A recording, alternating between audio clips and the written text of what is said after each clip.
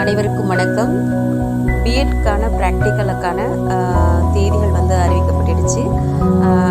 Date என்னென்னு பார்த்தீங்கன்னா 24/2/2026, 25/2/2026. ஓகேங்களா? செவ்வாய் மற்றும் புதன்கிழமைகளில் நடக்குது. பிஎட்னாலே ரெண்டே விஷயம்தான். முதல் நாள் என்ன பண்ணுவீங்க? லெசன் டீச் பண்ணுவீங்க, அதுக்கு உண்டான டிஎல்எம்.